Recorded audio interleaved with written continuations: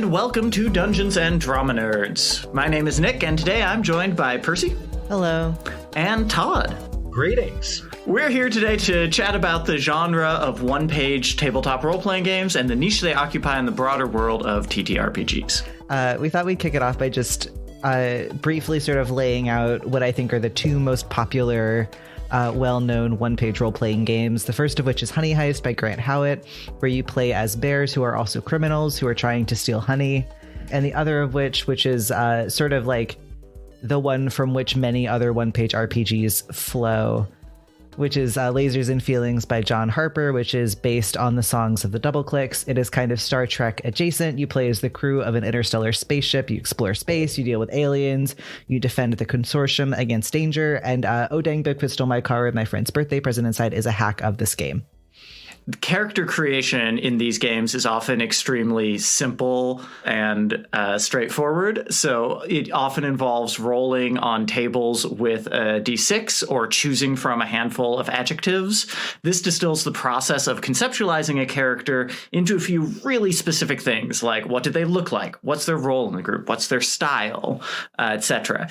It is meant to facilitate the quick play of these games. A lot of them are meant to be done in kind of like one shot, sit down, group of friends, put the game on the table, play the game, done, wrap the story, walk away. I don't know, do either of you have any other loves or concerns about this kind of character creation? No, I think that it's an easy way without getting like too in the weeds to figure out like what your motivations might be. Like often they're drawing from some sort of stereotype, although Honey Heist, largely you're picking the type of bear you are and what your hat is, which has no mechanical effect for you one way or another. But you can roll on a table to figure out whether you're wearing a trilby, a bowler, or a top hat. I think, not to get like a little Stanislavski about it, but I do think it distills to like the things that everybody should know regardless of what system they're playing in about their character. Like, I think it is extremely useful to know like what your occupation, like what is the thing that you do normally and what is the thing you're trying to do in the context of this game specifically, which I think is really, really helpful. And my only like thing that I would be like about is like, what if the thing that I want to do is not within the adjectives? But I think 99% of these games are like, do whatever you want. So that's fine. Yeah, I think a lot of them really leave it kind of open-ended, even though they do give you pick lists or random tables or whatever. And what I think one advantage / disadvantage of this system is always like all of the options are on that one page. And sometimes that means that there are, not as many supporting details as you'd want, like Grin, which is a one-page survival horror RPG, offers no system for customizing characters at all because it's frankly not concerned with who you are. It's like you can be astronauts exploring an alien spaceship, or you can be like teenagers exploring a haunted house, but you're all going to die, or probably all of you are going to die. And that's the only thing that game is like interested in. Yeah, I think the only time that like the system has felt like a little bit frustrating is because we played a game of Lasers and Feelings at like a D&D cabin retreat with my home game group, but we had like 9 people. So like, of course, the like 6 or 7 options that Lasers and Feelings presents to you are going to start to feel a little stale when there's 9 people choosing from them. But part of what we learned in that experience is also that like, you're only playing for a session most likely. So like whatever your objective is doesn't have to be super deep. But also it can tell you a ton about like the things that your character likes and dislikes. And it's really, really easy to build a character that's fun to play, that is like a mechanic who loves that the ship goes really fast and their objective is to find ways to make the ship go even faster. And like, that's a fun dynamic to introduce to the table. And like, I wouldn't have fun playing that for like 10 sessions, but I would certainly have fun playing that for one. Mm-hmm. Well, I think part of what this is illustrating for me is what I didn't vibe with about Grin, which is mostly like in the world of one-page RPGs is mostly a conflict resolution mechanic, and nothing else is really on the page. And I think it's that so many of these other games, like Honey Heist, like Lasers and Feelings, like Crash Pandas, give you limited choice but guidance instead of a blank page. And I feel like Grin doesn't give me a sense of like, what world is this supposed to be played in? What are the characters supposed to feel like, or anything like that? Whereas like, oh dang, Bigfoot stole my car with my best friend's birthday, with my friend's birthday present inside, gives you like a very clear sense of tone and scale. Yeah, Sexy And Battle Wizards tells you the things that are in that game. Yeah, exactly. Like there's, and not just the names, but like on the one singular page, it gives you clear guidance that can help motivate choice. And I think for many people, myself included, like a blank page can be like having any possibility as a choice, or any choice as a possibility rather, can become paralyzing. But having a focused in like, you are raccoons driving a car in illegal street racing in LA is so specific and so ridiculous that it tells you what sort of stories you're going to be telling. And I think that that's really exciting and very fun. Whereas like Grin's removal of all of those things to make it palatable for astronauts or teenagers, to me feels just more daunting for some reason. Well, I think part of it is that because to link it back to character creation, like a lot of what these things are doing, like in Lasers and Feelings, like one of the like types of things you could be an alien, you could be an android, you could be a hotshot, you could be savvy. Like those are all like tropes that are related to like science fiction that, like, if you're familiar with that genre, which you probably are if you're choosing to play Lasers and Feelings, like those are things you can latch into and be like, okay, here are like the things from media that I'm going to steal for my gameplay, which you talked about on the podcast before. So I think like having a really, really obvious and clear sense of world and what the like available tropes are within it is really helpful to like deciding what your character is really fast and jumping into gameplay, which is kind of the point of these games. And it can be hard when you don't necessarily have a sense of what the world is, because the way that you like quick start into a game like this is, I think, largely about like leaning on tropes or leaning on like heist movies if you're playing Honey Heist, or, you know, racing movies if you're playing Crash Pandas or whatever. Segueing away from character creation, which often on these one-page RPGs is part of it, we also have the resolution mechanics to figure out what do you do when conflict arises. Often these are extremely simple. In Lasers and Feelings and in Oh Dang Bigfoot, there's this roll over / under system where you choose whether you're more lasers or more feelings.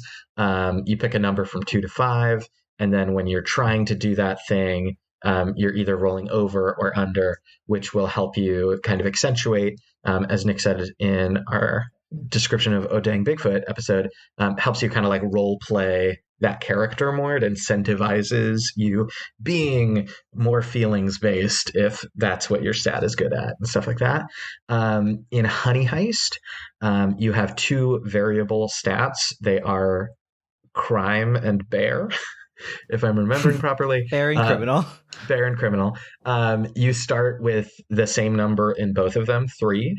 And then you're always trying to roll under your number. But as your plans for crime succeed or fail, you get higher in criminal or lower in bear, or the opposite. And then in Grin, which I think has an interesting mechanic, you're drawing from a deck of cards that's been shuffled. Normally you might draw 1 card, you might have to draw 3 cards. You draw any number of cards from the top of the deck, and any card other than the Joker is a success. The Joker, however, means instant failure in the form of death or insanity. In these examples, the stats provide a single spectrum to think about the whole range of actions one might take, whether that's Lasers and Feelings, bear, criminal, risky versus, what's patient in Bigfoot. And so how does this change the way that we understand our characters if we're thinking about their abilities solely on these like weird spectrums? Part of it, I think, and this is specific to lasers and feelings, like I wouldn't argue that bear and criminal is the same spectrum as this, but a lot of lasers and feelings hacks do like the two things are like reason and emotion in some way. Like a friend of the pod, CJ Linton, has a hack of lasers and feelings called Robots Who Kiss, and the two stats are logic and kissing, which is in the same vein. So I think part of it is that like I think all of us understand ourselves like as people on a spectrum of like reason and logic to emotion. So I think part of it is like I think that's an easy thing for us to figure out and sort of place ourselves on. Regardless of how sort of abstracted it is from that. The criminal of doing a heist often is logic and precarious, whereas the bear of being a bear is perhaps more emotional. So, oh my God, you out abstracted me, Todd. What is lasers and feelings but the criminal and bear of space? Of space, yes. But what I do find interesting about Honey Heist, and I don't know, do we know which one came first? Honey Heist or Lasers? Came first. Honey Heist came first? I'm sorry, no, Lasers and Feelings came first. Okay. Okay, so that's because Grant Howitt, I think, in interviews refers to Honey Heist as a hack of lasers and feelings in some ways. Well, that's interesting to me because what Honey Heist does is, and I don't think we mentioned this before, but a crucial part of the game is that if you start at, I think it's 3 for each stat. And if you, as you go on, like Todd mentioned, you move numbers from one to the other. So if your criminal plan succeeds, you might become 2 bear and 4 criminal. But if you become 6 in either direction, you are out of the game because you have sort of you either apotheosize into like the perfect criminal and betray the group, or you go into full bear freak out on the other end of the spectrum. So Honey Heist offers a like not just a character situation, but a character arc that is kind of the fundamental spine of the game, really much more so than the actual heist is. There's no resolution mechanic for like figuring out what happens at the end of the heist. It's only about whether your bear becomes a criminal or reverts fully into a bear. I think it's interesting too, because I think like, oh dang, Bigfoot stole my car has kind of a built-in like way that you know that the game has ended, because like you get to the birthday party in some way or another, although that certainly doesn't have to be the end. But I think it's funny, Lasers and Feelings, like I think doesn't necessarily have that baked in. You sort of just like figure out what the story is and play to find out what happens, to borrow a phrase. The interesting thing about Lasers and Feelings is that unlike Bigfoot, it could actually be played in long form play. I probably wouldn't, and I don't think that's what... I listened to a podcast that is exactly that. It's called just Lasers and Feelings? Yeah, it's called Oh These Those Stars of Space. It's by the same people who do Rude Tales of Magic, and it's they do it episodically, like episodes of Star Trek, where all of the episodes are self-contained adventures, and like the character, like every player has multiple characters that they might play at any given time, and it's sort of like an ensemble cast type of thing. I'm not necessarily sold that it is like the system that I would choose to do an extended campaign in. There are reasons that it works for them. I don't know that it would work for everybody. Like, I think you need to be really, really good at like improvisation and role play in order to do that. I think Lasers and Feelings is one of the few games that would actually work as an extended campaign as opposed to a one-shot game, unless you develop like some kind of rivalry with Bigfoot or something. Well, yeah, because Bigfoot and many of the Lasers and Feelings hacks are quintessentially plot focused, and Lasers and Feelings occupies a sort of strange middle ground where, unlike Honey Heist, it doesn't have that like inevitable character denouement, but it also does not have a singular plot that like will definitely be resolved in this one-shot game. That is interesting. I hadn't thought about that. I'm also curious about how different mechanics embrace or reject the idea of like player agency and character power / control, and sort of writ large this like central question in a lot of games about player agency and how that appears in these kinds of games. Yeah, I mean, I think this is interesting.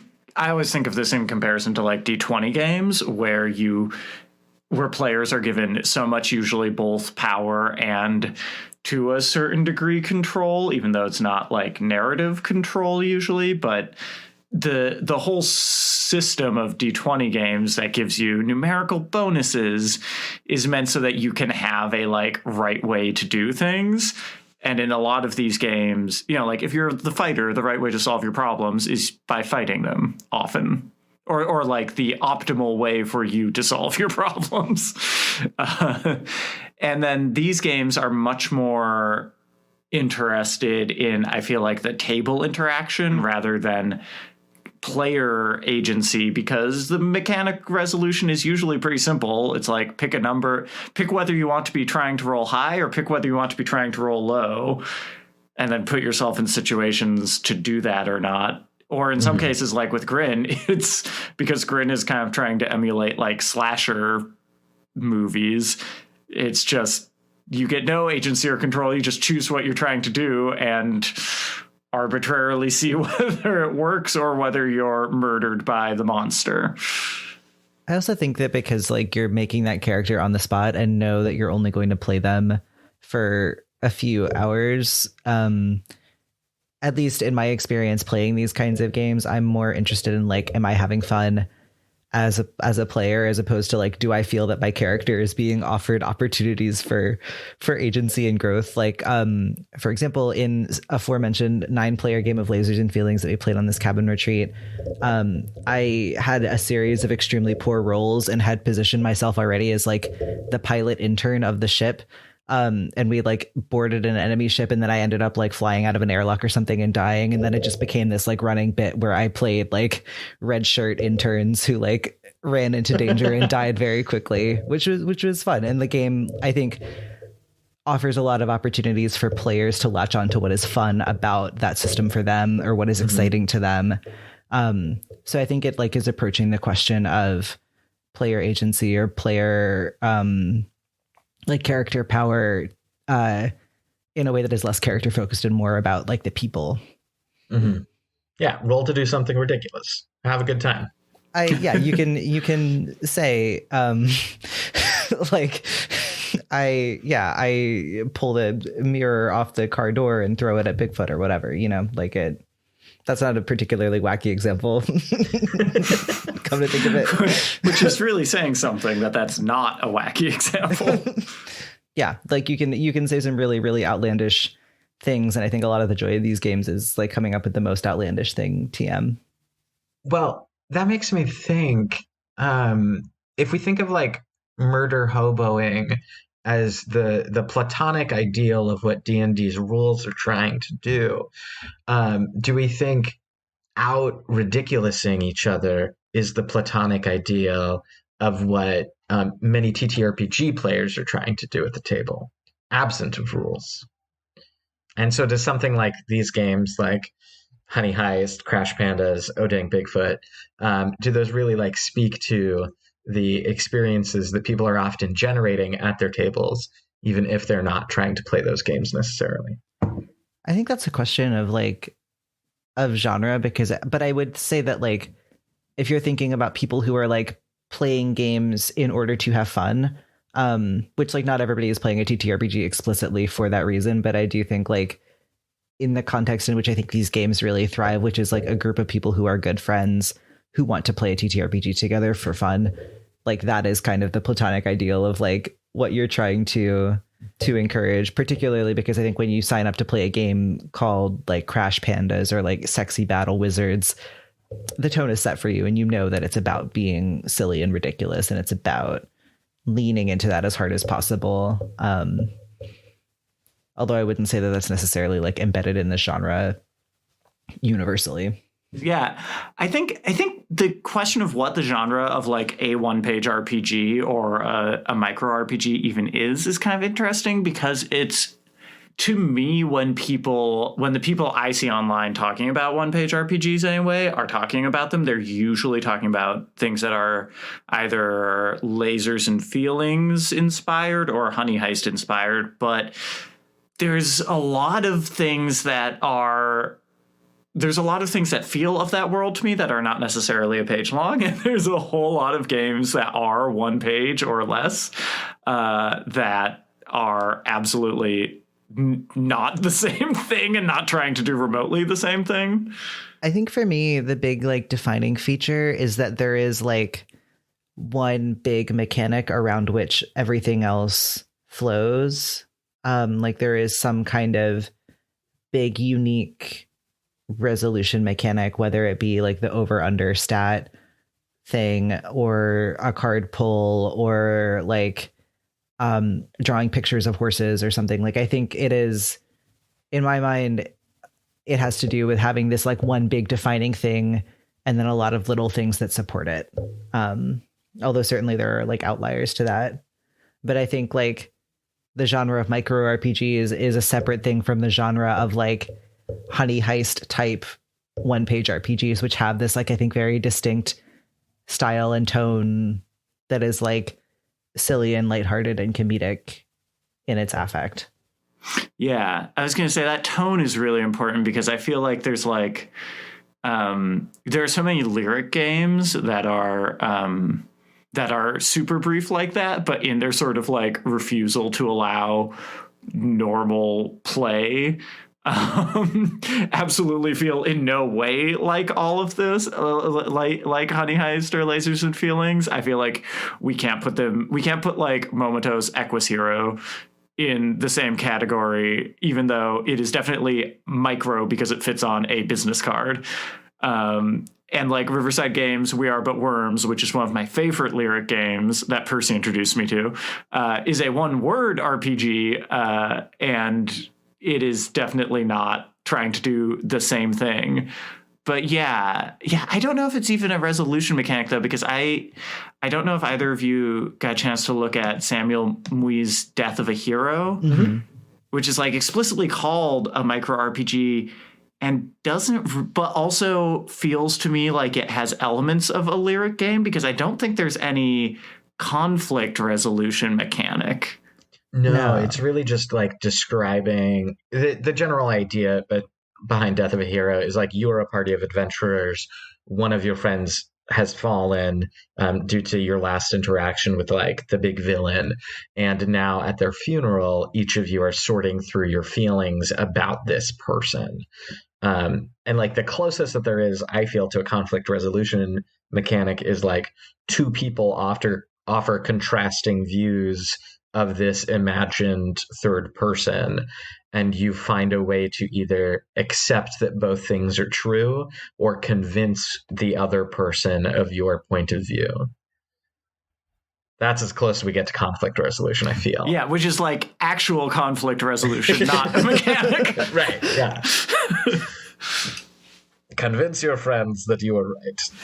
And I've heard of Death of a Hero being used, and I love this idea if you have a table that's down for it, but like people have used Death of a Hero as like a session 0 type game to start like a D&D or other D20 campaign, because it establishes a whole network of relationships in a party. So it is definitely not doing the same full-on lyric game thing as those other games I just mentioned, but it also is very much about just like storytelling and feeling feelings and not rolling dice or drawing cards or any of those classic game mechanics.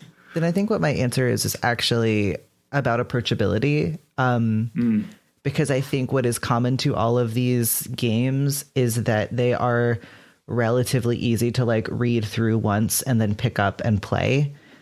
A lot of the like Bigfoot and Lasers and Feelings have tables on the RPG itself that like gives the GM things to roll for in order to figure out like, okay, what's the story? Like what specific obstacles might the people or, might the players encounter, et cetera, et cetera. Honey Heist does not necessarily have that, but I still think like as a GM, it's pretty easy to like kind of roll with, like, you're encouraged to roll with what the players bring to the table as opposed to like coming in with a tome of like prepared encounters. And I think Death of a Hero even is something that you could like read through and then sort of be like, okay, like we can kind of work through this together and figure out how to do this. So I think actually the thing that like defines a micro RPG for me is about approachability and how accessible it is for people to sort of walk into it and be like, okay, like we can sort of pick this up and just run with it. And this sort of celebration of like improvisation and building off of what other players at the table are bringing, perhaps with an emphasis less on story and more on the experience of playing the game together. Even though you do see like some games have a really, really strong story hook, like Bigfoot, versus games like Grin or Petal Paladins, which is a one-page RPG where you play as plant warriors, and it's very cute, which are very, very open-ended and sort of leave a lot of room for you to figure out what the story might be. But yeah, I think for me, what might define that is this degree of like approachability versus a game like D&D 5e where you have to learn a lot of rules before you feel maybe equipped to play. Yeah, I think the one, like, not risk exactly, but the kind of counterbalance to that is that it does seem to me like some of these games really expect people to dive in, which I have found can be challenging for players, especially players who are new to like tabletop role-playing games in general. Some of these games I think are absolutely beautiful, but also I feel like if I gave, some of my friends who have never tried a tabletop role-playing game, even Lasers and Feelings or Bigfoot, they'd be like, so we just like make everything up in a way that, a D20 game often has more kind of graspable tactics and like strategies. If you've ever played, chess or like a board game, then the whole thing about like, if you're like out fucking flanking, like if you're on opposite sides of the monster, then you get to roll with advantage or you get a +2 or whatever, choose your poison. Like that's a thing that that people who are new to tabletop games can hold on to rather than just being like, make up a Star Trek. I think the counterbalance to your counterpoint is games that are GM'd versus GM-less micro RPGs. Mm-hmm. Like I think it can be a useful bridge to sort of have a GM who, to somebody who is like in a Honey Heist game, who is like, what the fuck is going on? I have a fez and I have no other information about my character. Like it can be really helpful to have a GM who can sort of say like, oh, here's the situation. What do you do? What do you think your character might do based on the fact that they are like, this grizzled old jewel thief who is the face of the criminal heist group or whatever. Like I think in those cases, the GM is what can really make or break that experience, as opposed to a GM who is very much just like, I don't know, tell me what you think. Does Honey Heist have a GM? I think it does. Sure could. Well, it certainly could. Yeah, I'm just realizing I didn't think of it when I read the game. But all of the games of it that I've seen have been GM'd. Okay, interesting. It's just interesting because it says nothing about it one way or the other. It does say page 1 for everyone, and actually, come to think of it, we don't have page 2. I thought that was a cutesy. Oh, you're probably right. Okay. Oh, well, then Honey Heist isn't a one-page RPG. Well, it's a lie. Damn it. No, I'm kidding. Well, because I think... It's the backside of the page. Yeah. I would say in many ways, I feel like it would be easier to sit down with someone who has no experience to try something like Honey Heist and play, and actually play, versus something like D&D 5e for someone who has no experience with it. Like, I think the barriers to entry are much lower. It is much lower stakes. I didn't have to fill out 3 tax forms to get here. And I think that that's a great thing, because I think there's a lot of people, like I have tried to introduce my partner into tabletop games, and he is mostly averse. I did try to start him on Hake Bro Dragons, which not the one I would have recommended. Yeah, I wouldn't pick that one. Yeah, but he's not for the fantasy aspect. Like the thought of me and my friends pretending to be elves and warlocks and sorcerers is something that he's just like, I don't get this. And he's like, I get that you roll dice. He plays other games with me. He plays plenty of board games with me, but the thought of like taking on a role is something that he's not into, and the thought of taking on a role a la Dungeons and Dragons is also something that he's like not really into. But I think I could sell him on a honey heist, and he would power through it knowing that he only had to play once and could possibly never play again. Bless his heart. But I actually think what it is that there's two different barriers to entry, and they are opposed. Like, I think there is the barrier to entry that I was thinking about when I thought like, oh, is this game actually approachable to everybody? And I think there are people whose like hesitation about games like Dungeons and Dragons is like, oh, I feel uncomfortable like being a character and performing in front of other people, for whom I can imagine that Honey Heist is a fucking nightmare, because like you can't be good at the game by being good at the mechanics in the way you can be good at D&D by knowing the mechanics really, really well. You have to like be good at improvisation in order to like really succeed in like Lasers and Feelings or Oh Dang Bigfoot, etc. But the other barrier to entry is like people who are intimidated by having to learn a lot of rules and who don't find pleasure and joy in like getting into really crunchy stuff and figuring out how to optimize their character, etc., for whom Honey Heist or Lasers and Feelings is great, because you don't have to learn that much stuff and you can do the thing that is really fun for you, which is probably like being a character and performing. Yeah. I think you've hit the nail on the head, Percy. It's just two different types of barriers and of people in some ways. And it's not that the like rules weight of a D20 game is it's not that the rules weight of a D20 game is not an obstacle, because actually when I teach people those games, usually I'm just like, I cut out so much for the purposes of getting people to the point of playing. I'm just like, describe your character. I'll make the character sheet. Don't worry about that. I don't even give them a real character sheet. I like have a thing that is like, here is a thing I've typed up that explains what everything is, in like explicit language. But I have also met people for whom that barrier is less of a barrier than being told, to use an example character I rolled up last night, you're an incompetent honey badger thief wearing a cowboy hat, go.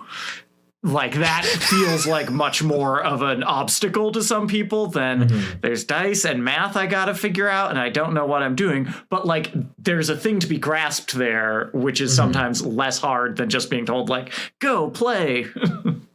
I mean, to be fair, incompetent honey badger thief wearing a cowboy hat is basically a D&D character that I recently rolled. That's true, isn't it? Yeah. Except it's a possum, but that's not what we're talking about today. That's not right now thing. Well, so looking at this from a different point of view, like what are one-page RPGs doing? And for many people, they are entry points into game design. Many of these are hacks of other simple resolution systems that can offer new game designers a flexible framework that they can apply to whatever genre, style, or given circumstances they want to work with. So much like, I want to do Lasers and Feelings, but I want it to be a road trip about my friends and Bigfoot. Boom. You have a new game. There's this broader culture of hacking in TTRPG design generally that's enabled by a lot of systems being open source or encouraging use of their mechanics. And one of the places that that's most on display is in one-page games. This is traceable in part to John Harper making Lasers and Feelings, a Creative Commons game. And John Harper, for those who are remembering his name, also did Blades in the Dark, which is in many ways a hack kind of Apocalypse World, among other games. And so you can see this like genesis and this openness to other people messing around with your game to do something different with it, that crops up a lot for these indie designers. I really wish there was this is a tangent, but I really wish there was a way to do the John Harper thing, but in theater. And I'm sure there is, and I just haven't figured it out yet, but I'm like, I want to make a really significant bit of theater that can like generate income for me. And then I'll just make little tiny theater that's totally free. Everything else is just I'm just thinking about that spectrum from like Blades in the Dark, which is a huge mainstream tabletop game, to Lasers and Feelings, which is also very popular, but like indie and Creative Commons. And yeah. See, I was thinking about like a hackable playwright, which in terms of like, oh, did he die recently? Charles Mee? Doesn't Charles Mee like let you do whatever you want? He might be alive. Dead? No. He might be alive. I don't know. I didn't know what tense to use describing him. He's alive. He's alive. Oh, everything's great. So sorry. I was gonna have a very bad night if you told me that he was dead. But doesn't he allow you to do like whatever you want with his text? He uploads all of his plays for free to his website and is like, yeah, I don't care, do whatever you want. And so in that aspect, and he's also like a successful playwright. Who like made money and also is produced a bunch because he makes his work very accessible. But also because he allows like revisions and changes to his work, which in the theater we feel is very like no. But I feel like I feel like a thing that the theater industry could stand to borrow from what I love about the TTRPG design industry is this culture, of like, sure, you say this game is forged in the dark, or this game is powered by lesbians or whatever, to sort of pay off. That's what Thirsty Sword Lesbians. I know. I always forget. Powered by lesbians. To be fair, there is a lot of theater that is also powered by lesbians, but we don't credit it that way, though. That would be absolutely buck wild to credit it that way. But anyway, I think that like system of like, oh, we're gonna be really transparent about like here's the way that this thing works. Take whatever is useful to you from it. Just like say that where you got it from feels a lot healthier as a culture to me than like the theater industry, who's very like we're very like quiet about, like we care very deeply about intellectual property and everything is this is our thing and you can't touch it. Although I guess that does manifest in some ways. And like, I know that there is basically like a group chat of people who produce like Indecent who are like, here's how we did The Rain, which is not quite the same thing, but. No, but there's like knowledge sharing. There's stuff like that. Stealing one's thunder. Like that idiom comes from someone literally stealing the technique to make the sound of thunder. I didn't know that. Yeah. Fun dramaturgy fact. He was very mad. He said they stole my thunder. And he meant it literally, which I think is hilarious. But I don't know, like I think there's a complication in that the way theater interacts with capitalism and the way that games interact with capitalism are very different. Like I can sell and you can purchase. I can't sell Thirsty Sword to lesbians because I don't own it. But like, one can reproduce that much easier than one can reproduce a performance of a play or a musical. And so I think that there's just like more moving parts. And I think that's part of why it's so safeguarded in a not great way. In a way that like, I'm sure that Chuck Mee needed access to a lot of financial security to be willing to part with his beloved IP that way. And I think that that's something to think of, like who has access to do that and who doesn't have access to do that. And if plays were more accessible, either via performance or just like through dissemination, would we have the same feelings about it?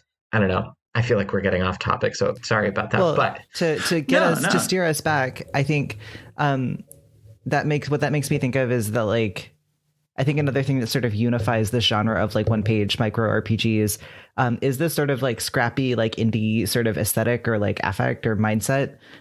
Like all of Grant Howitt's one-page, maybe not all of them, but most of them are hand-drawn and scanned. Like it's his handwriting and he draws little pictures of bears or raccoons or what have you. And I think there is this sort of culture of like these are these really like, scrappy indie games that don't take a lot of time to write, test, and publish. And I think one of the benefits of this is that designers can get a lot of opportunities to sort of like experiment or get experience with design before moving into more complicated systems. Like you can use this to sort of figure out how a mechanic might work in play in a lot of a lower stakes way, as opposed to like, this is one of many moving parts. And it's harder to sort of figure out whether that one specific thing is working when it's in a system as big as Blades in the Dark versus like a Lasers and Feelings scaled game. So I think that is one benefit of these from a game design perspective, is that it offers an opportunity for designers to like really tinker with things on a smaller scale, and to not worry as much about like monetizing their games, which can sort of like be cool for getting people to actually play and engage with your work, and maybe, you know, buy your bigger games and engage with those as well after they play your Lasers and Feelings hack. That is really cute and fun and cool. The last thing that we wanted to touch on in this episode was this sort of like, or one of the last things we wanted to touch on this episode, is that a lot of these games are sort of wacky and lighthearted in tone. And I'm curious, aside from Grin, which I think is one example of sort of an outlier of this, how this sort of form or aesthetic might lend itself to more like serious, dramatic, scary subject matter or style. Yeah, can it?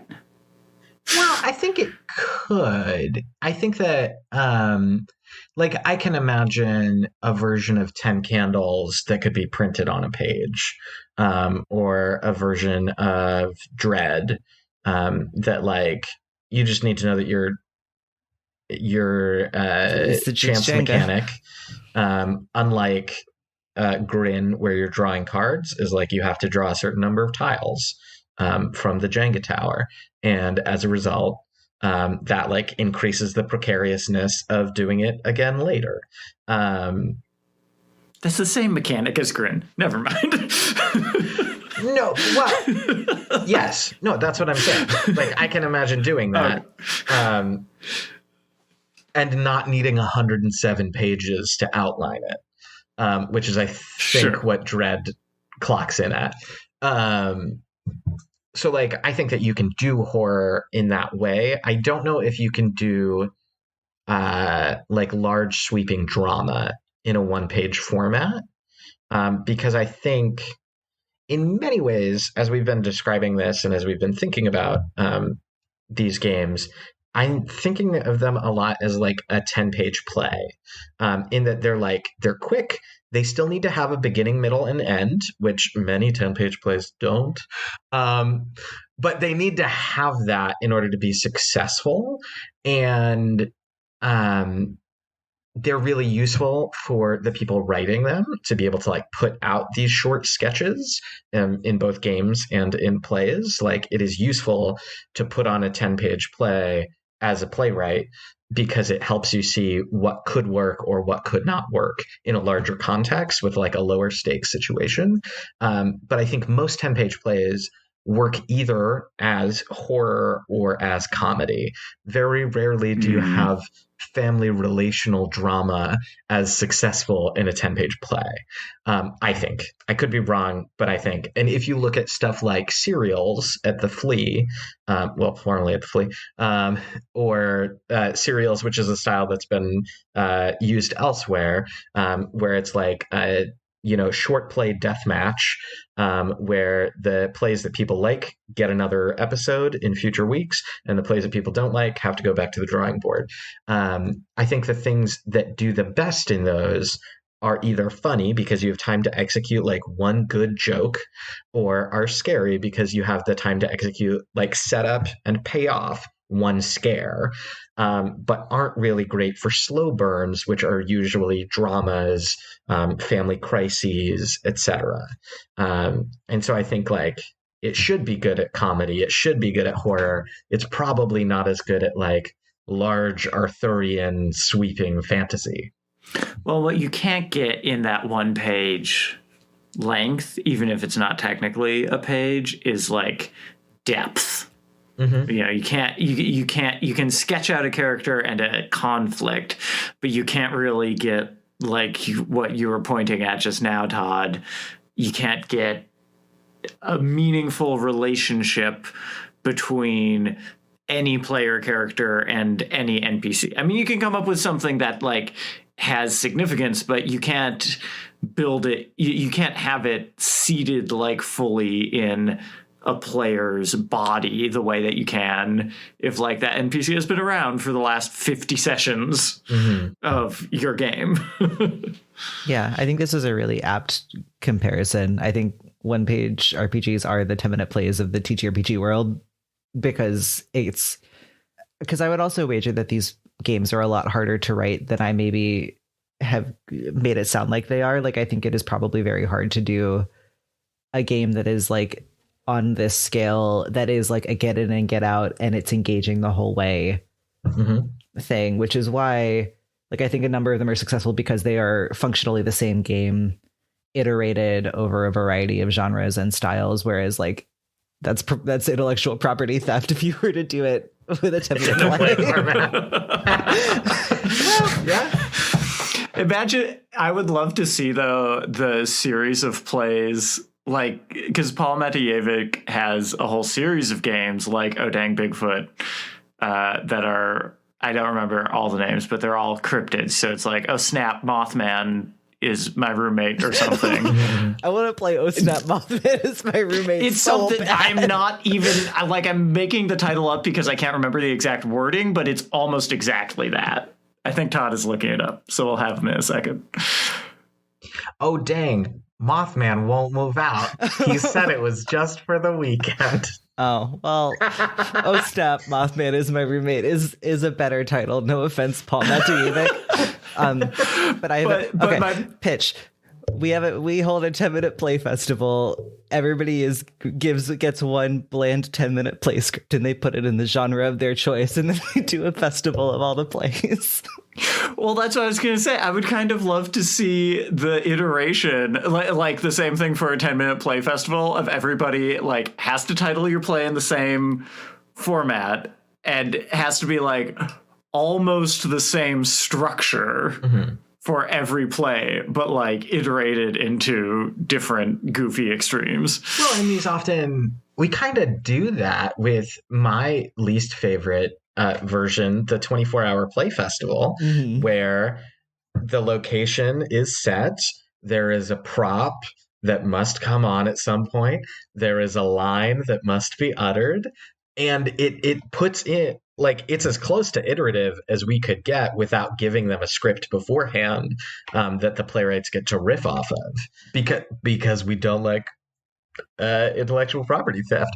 But that's, I don't know. I have often thought of like 10-minute play festivals or 24-hour play festivals as like the fantasy novels do this thing where they'll just like publish a bunch of short stories from a bunch of different authors, and it's a way to like see who's up and coming in the world of fantasy or sci-fi, like anthology. Just an anthology, yeah. And I have often thought of 10-minute play festivals or 24-hour play festivals as that, but for theater. But I think it's probably closer to one-shot, one-page RPGs, because it's not necessarily trying to put out like a good polished thing that could inspire confidence in future productions from that person, which is what an anthology is trying to do. An anthology is trying to sell you on a number of different authors with very low stakes for buy-in, that you could then maybe pick up a book by so-and-so or so-and-so. I don't think anybody goes to a 10-minute play festival and then goes to a play done by some of those people that they weren't already going to go to. No offense to anyone, but like, I don't think anybody gets inspired by that and like changes their purchasing habits. But yeah, I think it's a useful way for people to, in a low stakes way, put up a full production, quote unquote, of something in a quick time frame that allows them to test out different ideas. And I think if we look at a 10-minute play festival or a 24-hour play festival, I hate that I have to say both, as like experiments in form as opposed to solidified things, I think people would take bigger swings with them. And I think we might have a better relationship with those festivals. Yeah, it's almost as though, as with many things in the theater industry, they're not doing the things that they would be best at doing, and we should change what they're doing. Our next Howl Around article is going to be about how 24-hour plays should be experiments and not products. Lest this episode turn into a litany of our critiques of 10-minute play festivals. I think we should sign off here, but please enjoy the conclusion of our one shot of Oh Dang, Bigfoot Stole My Car with my friend's birthday present inside, coming at you next week. Dungeons and Drama Nerds is produced by Todd Brian Backus, Percival Hornak, and Nicholas Orvis, and is mixed and edited by Anthony Sertel. Find us on Facebook, Twitter, and Instagram at DN Drama Nerds. Check out our cast bios on our website, dungeonsanddramanerds.com. Leave us a rating and review wherever you get your podcasts, and tune in next week for another episode of Dungeons and Drama Nerds.